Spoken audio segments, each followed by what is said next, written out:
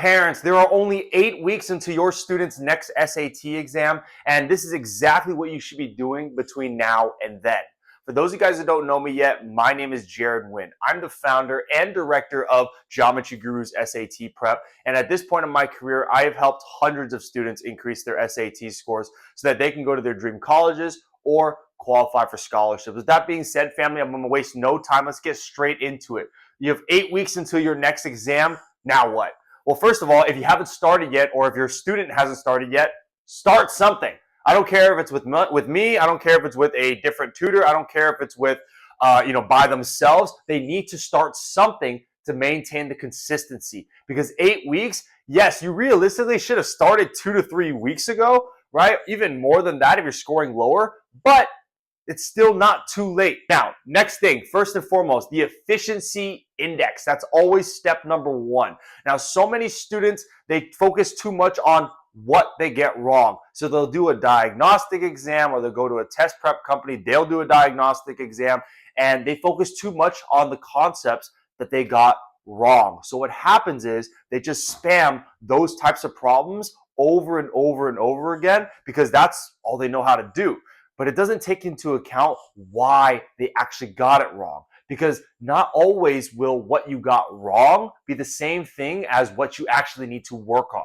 Here's what I mean by that. There's really only 3 reasons why you would ever get something wrong on the SAT. The first one is, of course, you just don't understand the concept. That one's pretty straightforward. The second one is, okay, I ran out of time. I understand the concept, but I ran out of time.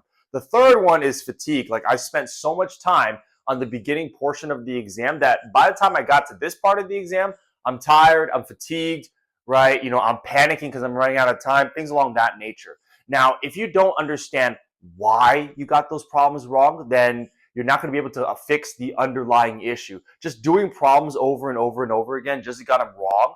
It doesn't take into account the strategy or the concept. It's just, hey, you got this wrong. Now, let me give you an example, all right? Let's say you got something wrong on the exam, all right? And then you notice that when you're doing it with your tutors, or you notice if you're doing it in your homework, you're noticing that you're actually getting them right most of the time, and you're actually spending not too much time on them. So even though you thought it was a weakness at first, it's actually a strength. So many students, what they do is that they see that first initial thing they got wrong in the diagnostic, and they'll just do so many problems that look like that. And because they actually understand how to do it, they're just wasting a lot of time. All right. Now, on the contrary, let me give you a different example. Let's say you got something correct on the exam, but then on practice, right, you're noticing that you're getting it wrong all the time, or your tutor is noticing that you're spending too much time on those things. So even though you got this question correct, actually, it's not a strength, it's a weakness. So if you don't take a look at the entire picture, the entire test, and you only look at the things you got wrong, you're going to miss out on those strengths that are actually weaknesses. So you got to make sure you're not just looking at the wrong answers. You got to look at everything as a whole, even the things you got right, because you need to validate the weaknesses. Now, how do we validate the weaknesses? Step number 2, the pressure protocol. So what we do here is that once we understand the weaknesses or the strengths that were revealed in the step 1, the efficiency index, now we must validate the weaknesses by giving them problems that match those strengths and those weaknesses, except we make them harder and then we make them timed. Because now what you need to do is make sure that once you identify the weaknesses, you got to stress test them to see if they're actually weaknesses. And if they are real weaknesses, you keep them in the regimen.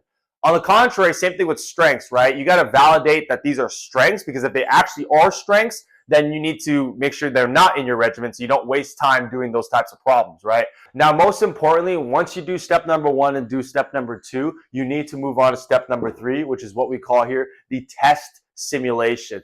Because it is not enough just to drill individual concepts. You need to look at the entirety of the test as a whole.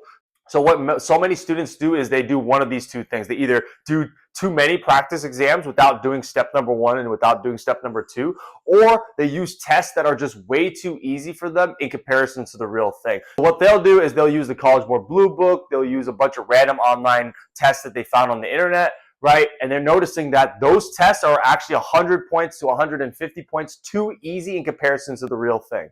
So what happens is they go into the exam thinking that they're able to score 1,500 or they're able to score 1,450, right? But then by the time they exit that exam, they're just like, oh my God, that's harder than anything that I've ever done in my entire life. So even if they do have a little bit more time to do it again, they get discouraged. They don't want to take the test again because they just took the test and they just completely bombed it, right? So what they actually need to do here is that they need to use tests that are slightly harder than the real thing. So that way, when they see the real exam, they know exactly what they're going to be scoring because they've been working with tests that are so much harder. It builds that mental stamina, and most importantly, it just makes you feel like, okay, yeah, I've done this a million times. This feels like nothing to me. Okay? Because if the test that they take at the end of their prep, if that's the hardest test that they've ever seen, then their prep was not hard enough. That prep was not efficient enough. Okay?